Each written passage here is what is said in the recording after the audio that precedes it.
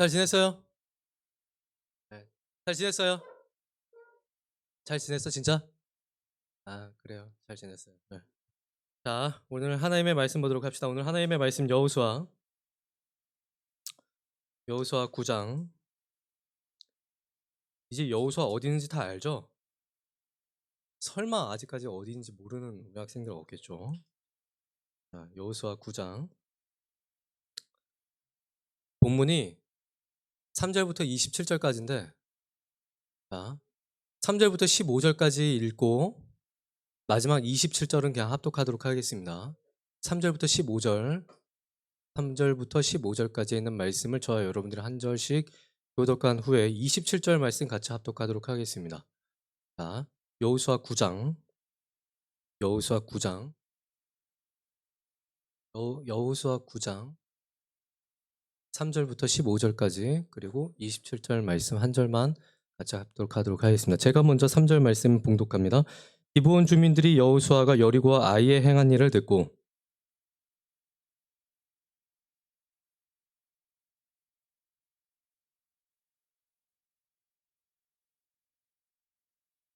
그 발에는 낡아서 기운 신을 신고 낡은 옷을 입고 다 마르고 곰팡이가 난 떡을 준비하고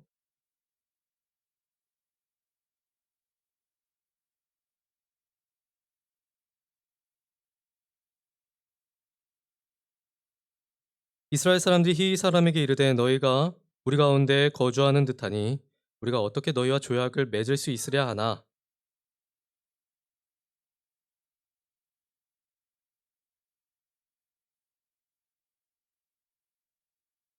그들이 여호수아에게 대답하되 종들은 당신의 하나님 여호와의 이름으로 말미암아 심히 먼 나라에서 왔사오니 이는 우리가 그의 소음과 그가 애굽에서 행하신 모든 일을 들으며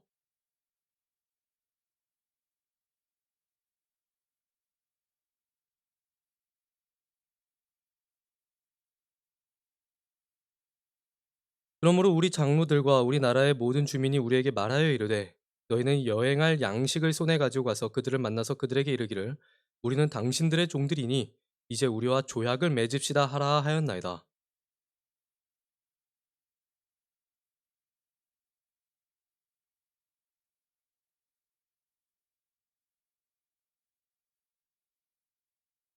또 우리가 포도주를 담은 이 가죽 부대도 새 것이었으나 찢어지게 되었으며 우리 이 옷과 신도 여행이 매우 길었으므로 낡아졌나이다 한지라.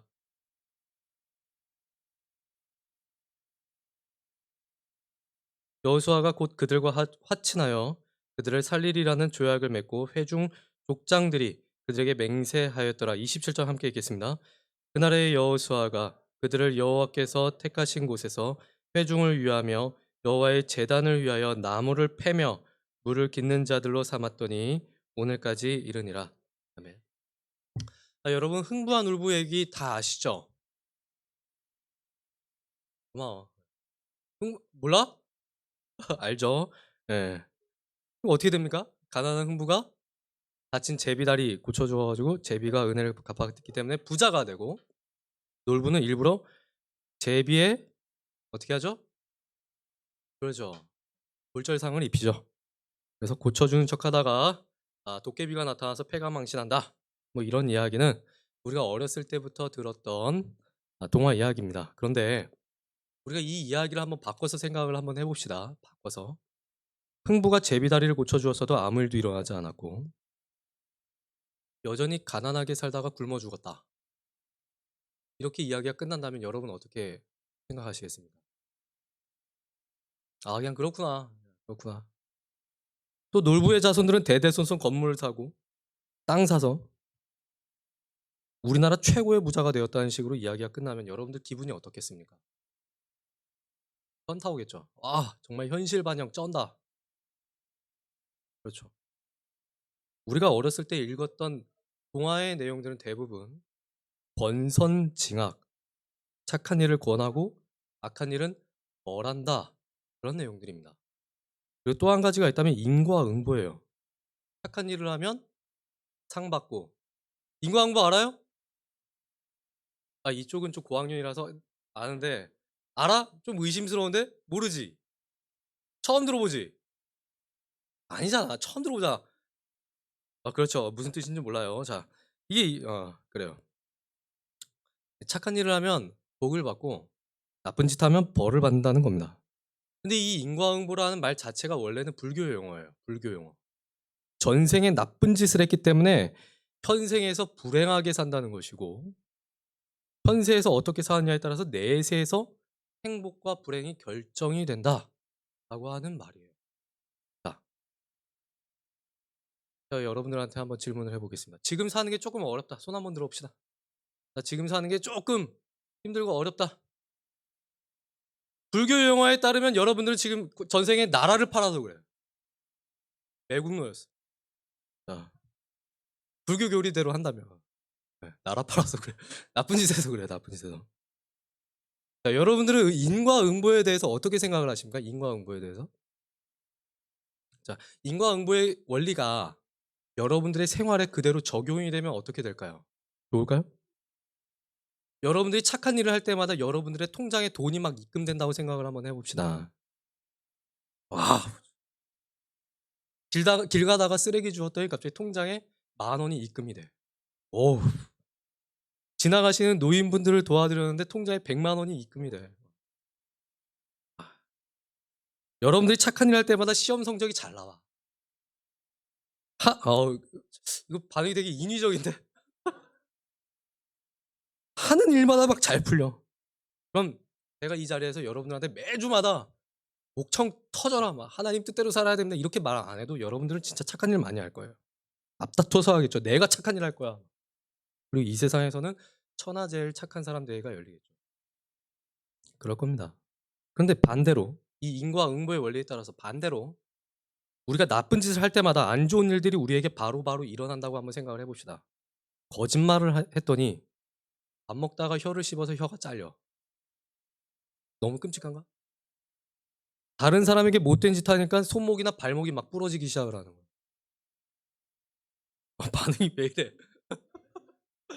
현지야, 고마워. 자, 길을 걷는데 갑자기 싱크홀이 생겨서 거기 막 빠져. 그 집에 막 불이 나.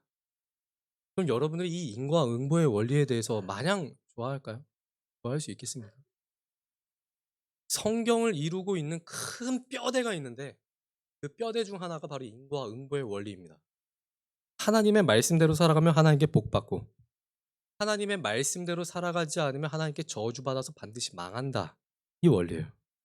우리가 잠시 뒤에 자세하게 한번 살펴보겠지만, 하나님이 이 인과응보의 원리대로 세상을 다스리신다면 여러분 어떻겠습니까? 자, 바꿔서 하나님이 이 인과응보의 원리대로 여러분들을 다스리신다면 여러분들 좋을까요? 안 좋을까요?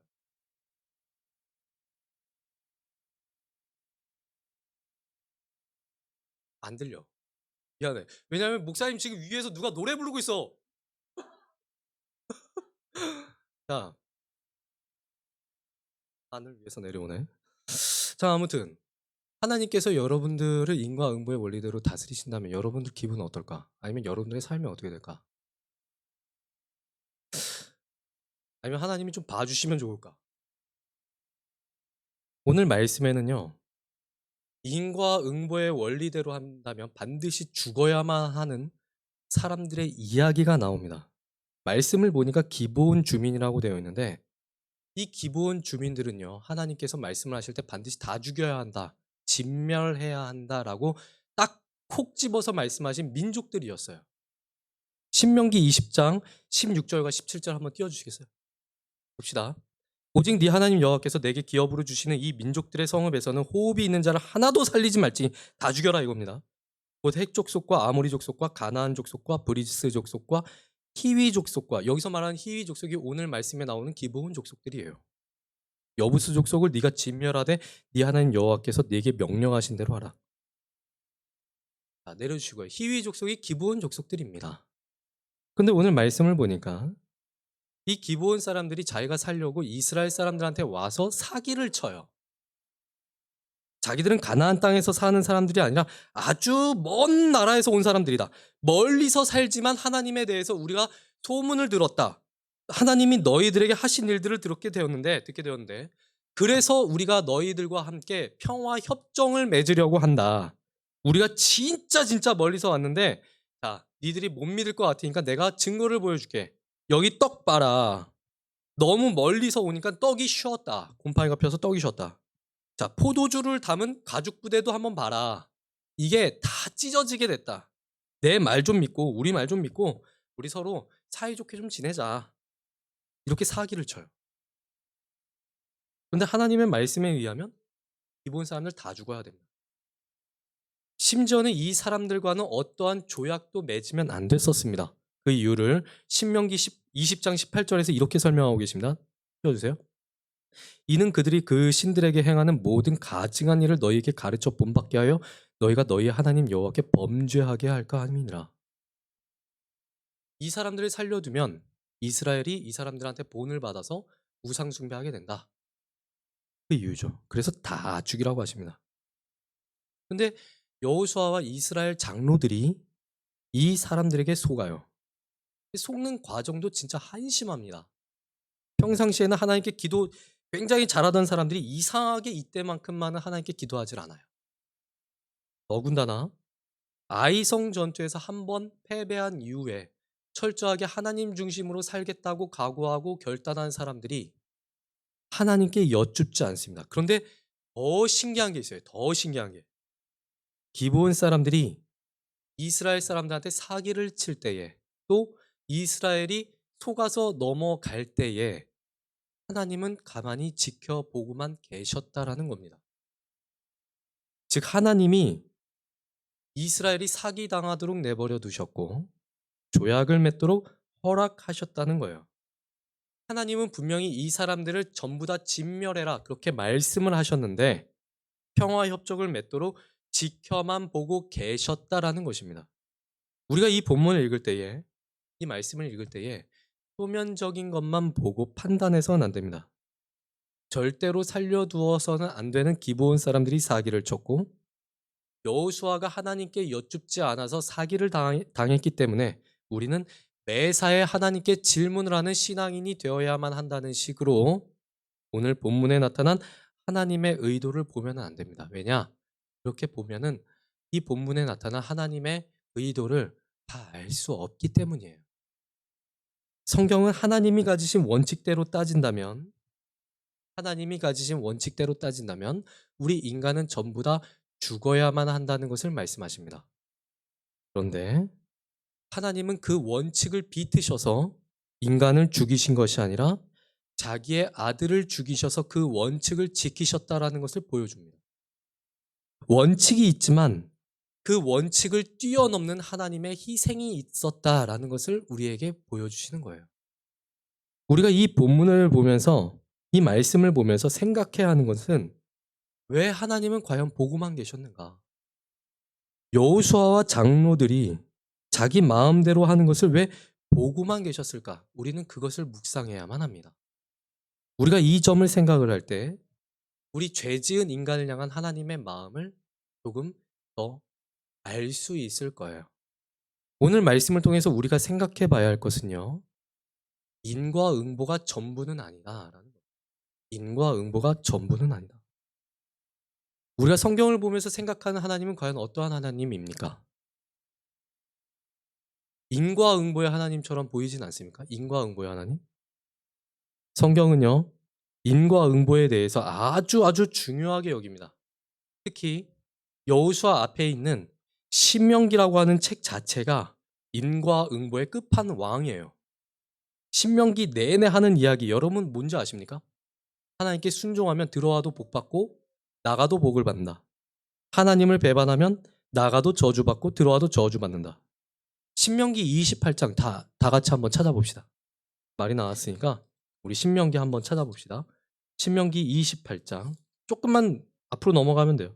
신명기 28장 한번 봅시다.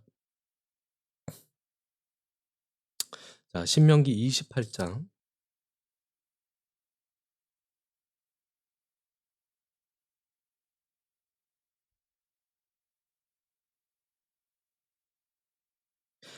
1절서부터 14절까지의 말씀을 한번 눈으로 대충 한번 보세요. 그러면 1절서부터 14절까지에 있는 말씀은요. 복에 대한 말씀이에요. 하나님 말씀에 순종하면 복 받는다. 반드시 복 받는다. 그런데 15절서부터 어디까지 저주가 있냐면 68절까지 다 저주입니다. 장난 아니에요. 이런 말도 있어요. 57절 보세요. 자기 다리의 사이에서 나온 태와 자기가 낳은 어린 자식을 남몰래 먹으리니 이는 네 적군이 내 생명을 에워싸고 맹렬히 쳐서 곤란하게 하므로 아무것도 얻지 못함이라. 하나님께 불순종하면 포위당할 텐데 먹을 게 없어서 자식까지 먹을 것이다. 그렇게 저주하고 계세요. 근데 실제로 이게 일어납니다. 성경 말씀을 보면 이 말씀이 나중에 분열 왕국 시대에 그대로 이루어져요. 그리고 별의별 저주가 다 나옵니다. 여러분들 나중에 시간 될 때 한번 쭉 읽어보세요. 하나님이 이걸 보면 하나님 사이콘가? 이런 생각할 수 있어요. 자, 복에 대한 내용 조금 있습니다. 저주에 대한 내용이 3배 이상 더 많아요. 인과응보라는 원칙은요, 성경의 큰 뼈대 중에 하나라고 제가 말씀드렸습니다. 그런데 뼈대 위에 살과 근육이 붙습니다. 인과응보가 전부는 아니라는 말씀을 제가 지금 드리는 거예요. 인과응보라는 심판이 있지만 하나님의 용서가 있고 하나님의 자녀로 만들어가기까지 하나님의 일하심이 있다는 겁니다. 그래서 결국 어디까지 나아가는가 하면 하나님의 자녀들이 죄를 지었지만 하나님의 눈물이 있었기 때문에 예수님의 희생이 있고 용서가 있다는 사실까지 나아갑니다. 그 사실이 인과응보라는 뼈대 위에 함께 지어져 가고 있다. 함께 붙어서 가고 있다. 이것을 오늘 여호수아의 말씀이 보여주시는 거예요.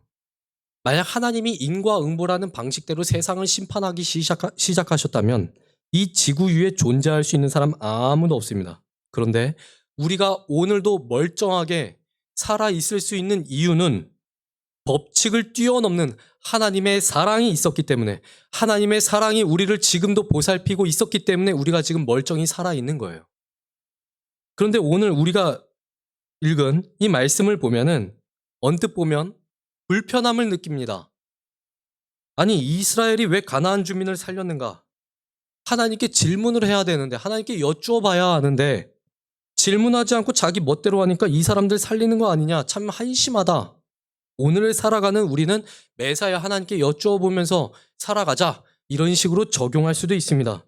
그런데 우리가 이렇게 생각한다면 놓치는 것이 있습니다. 하나님이 우리를 용서하셔서 우리가 구원받은 것이지 우리의 원래 상태는 지옥에 가야 하는 세상 사람들과 전혀 다를 바가 없다라는 거예요. 그런데 하나님이 우리를 자녀로 삼아 주셨듯이 이 기브온 사람들, 하나님께서 반드시 다 죽이라고 명령하신 이 기브온 사람들 역시 하나님의 자녀로 삼으실 수 있으신다는 것을 보여주는 거예요.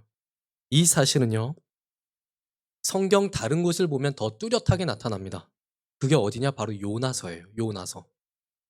요나라는 선지자가 살던 당시에 아시리아라고 하는 나라가 패권을 쥐고 그 고대 근동 아시아 지역을 주름잡고 있었습니다.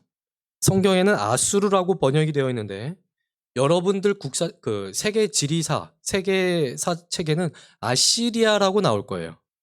이 나라가 다른 나라와 전쟁을 할 때 진짜 참혹하게 전쟁을 했습니다. 사람의 눈을 뽑는 것은 기본 중에 기본이고 사람을 닭꼬치처럼 꼬챙이에 꿰어갖고 죽였어요.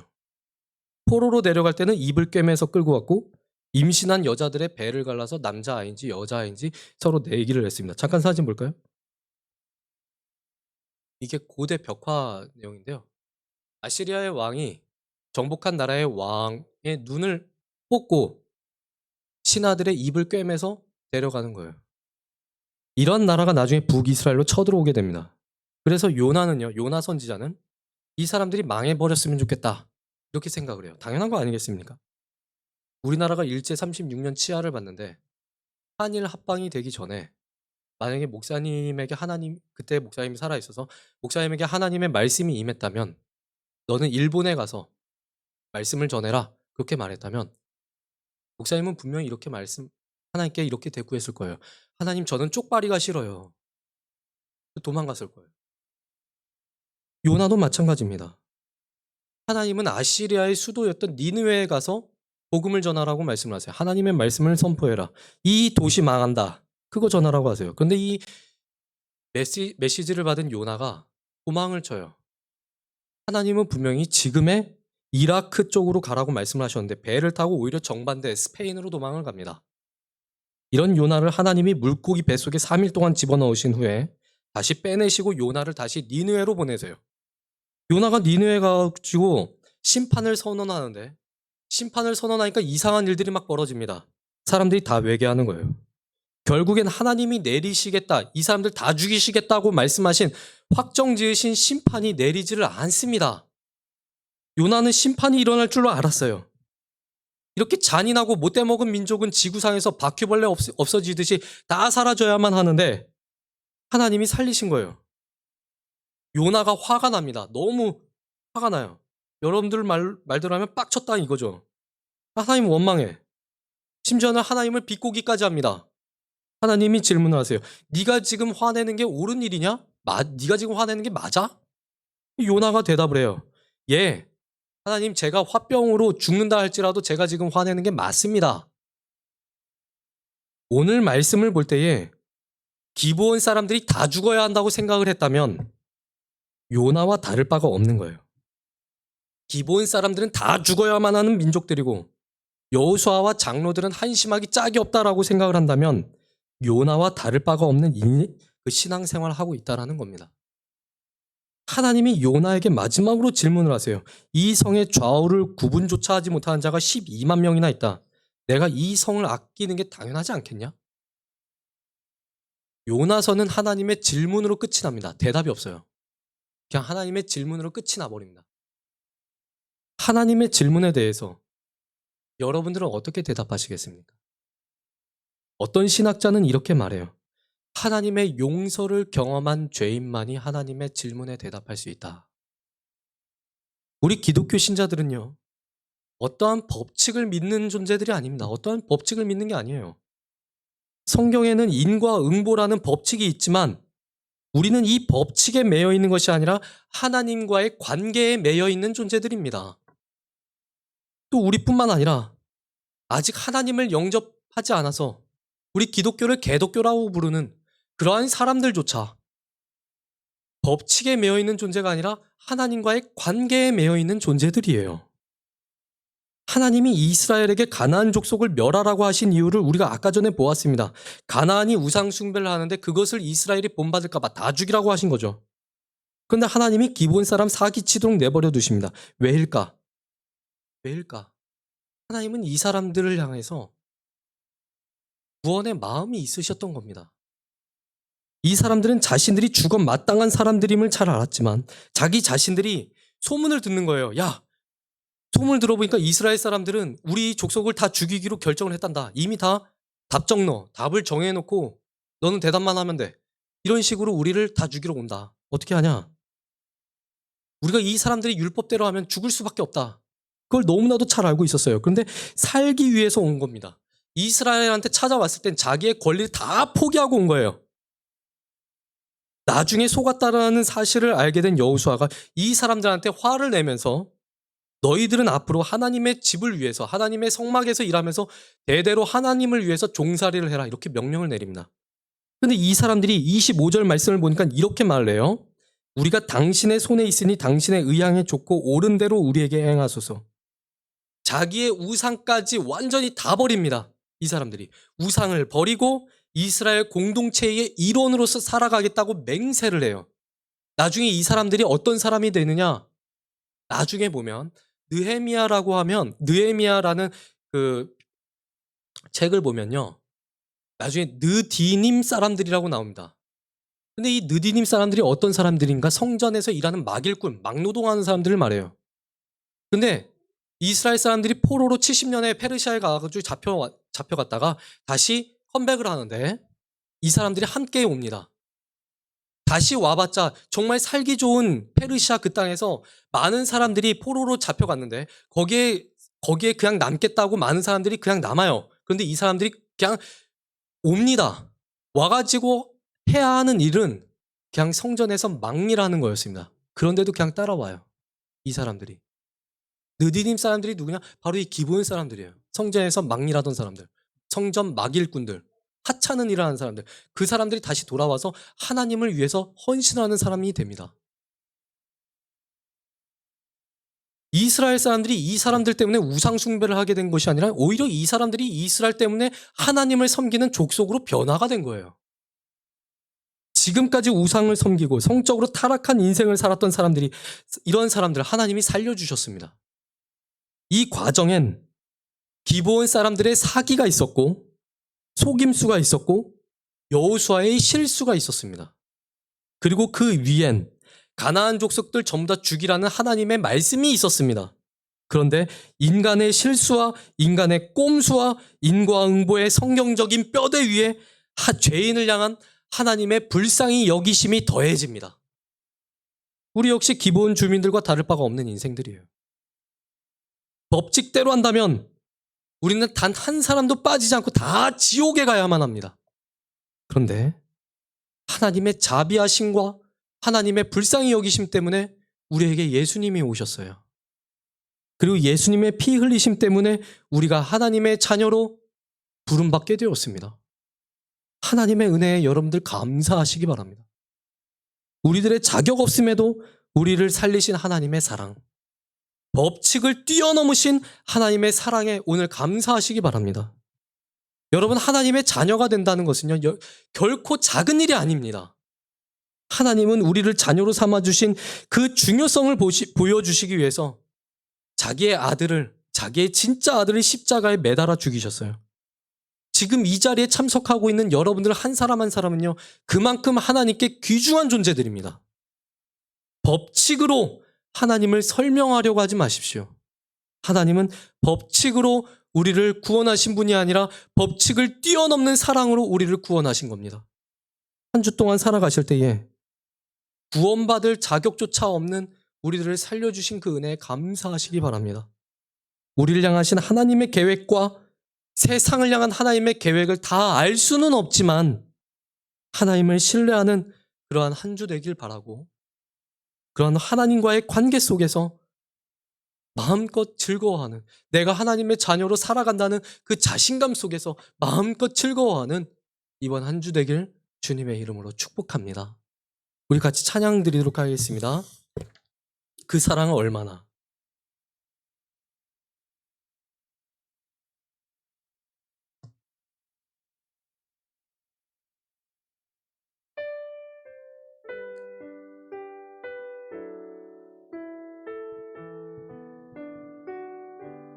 하나님은요, 우리가 죽어야만 하지만 그냥 살려주셨어요. 불쌍한 인생들, 하나님 없으면 답이 없는 인생들을 위해서 그냥 살려주신 겁니다. 너를 살려주신 거야. 자, 봐봐. 너를 위해 너를 살려주신 거라니까. 그래, 너. 저요? 저요라고 말하고 있는 너를 살려주신 거야. 바로 여러분들 때문에 하나님이 자신의 아들을 죽이셨습니다. 법칙대로 한다면 다 죽어야 되는, 우린 다 할 수 없습니다. 우리 이 시간 같이 함께 찬양 드리도록 할게요. 다 표현 못해도 나 표현하리라.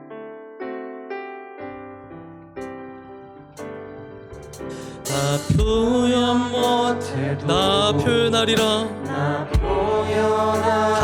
고백 못해도 다 고백 못해도 나 고백하리라. 나 고백하리라. 다 알 수 없어도 다 알 수 없어도 나 알아가리라. 나 알아가리라. 다 담지 못해도 나 닮아가리라. 다 표현 못해도 나 표현 못해도 나 표현하리라. 나 표현하리라. 다 고백 못해도 나 고백하리라.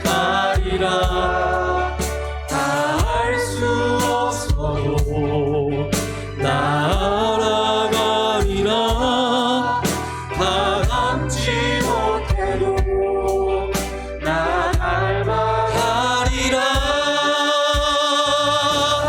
그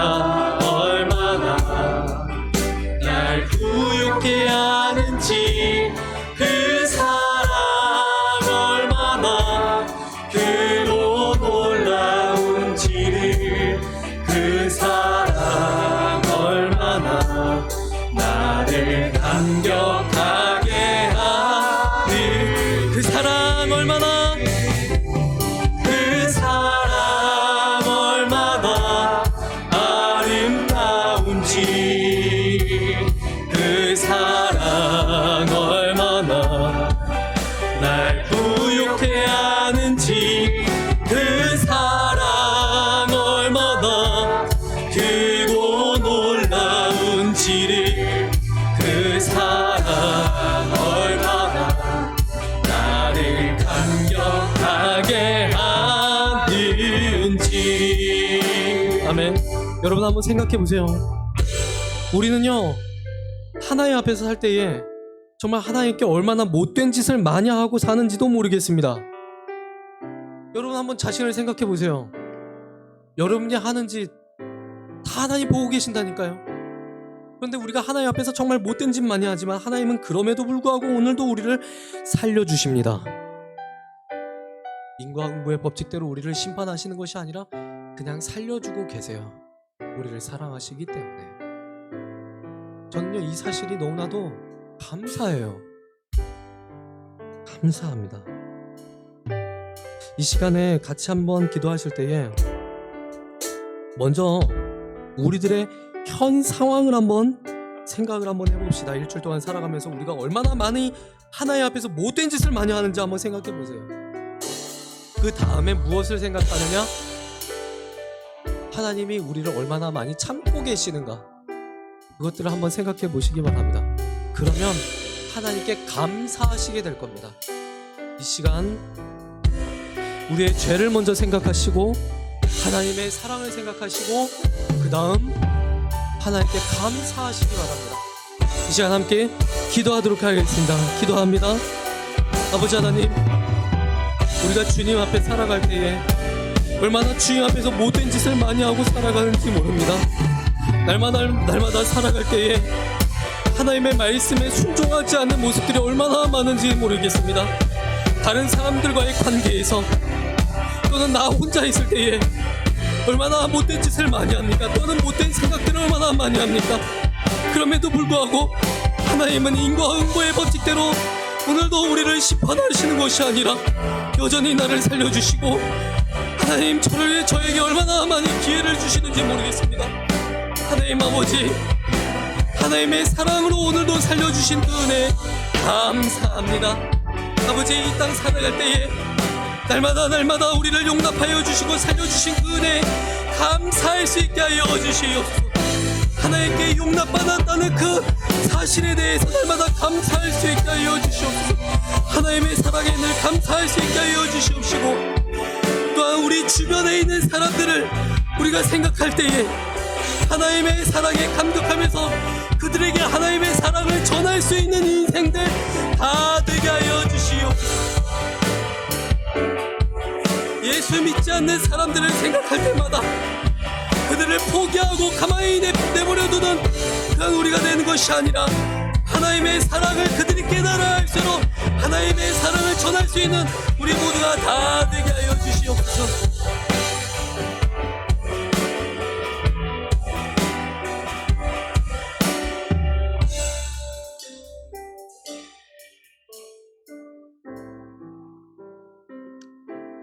하나님, 성경에 나오는 법칙대로 한다면 우리는 죽을 수밖에 없었다는 것을 다시 한번 보게 됩니다.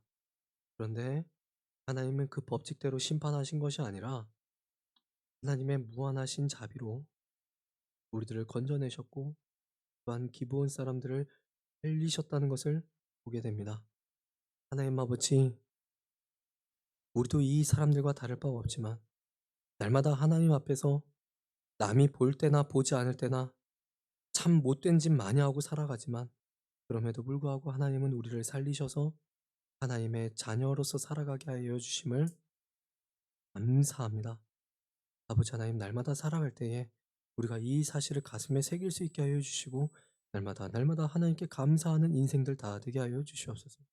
그리고 아직까지 세상에서 예수 믿지 않는 사람들, 그 사람들을 볼 때마다 그냥 내버려 두는 것이 아니라 그런 사람들을 향해 불쌍히 여기는 마음으로 그들에게 하나님의 말씀을 전하는 우리 모두가 다 되게 하여 주시옵소서.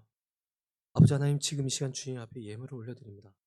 이 예물 드릴 때마다 주님께서 예물 드린 손길들 위에 함께하여 주시고 하나님 이 손길들 살아가면서 물질 때문에 고통당하지 않도록 주님께서 날마다 필요한 것들 채워주시옵소서.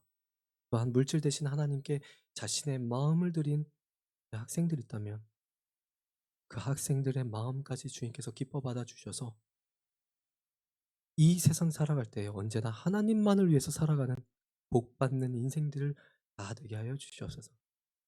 예수님의 이름으로 기도드리며 이제는 우리 주 예수 그리스도의 은혜와 하나님 아버지의 무한하신 사랑과 성령님의 교통하심이 지금 이 시간 하나님의 사랑에 감격하는 우리 중고등 2부 위에 이제로부터 영원 무궁토록 그 은혜가 함께 있을지어다. 아멘.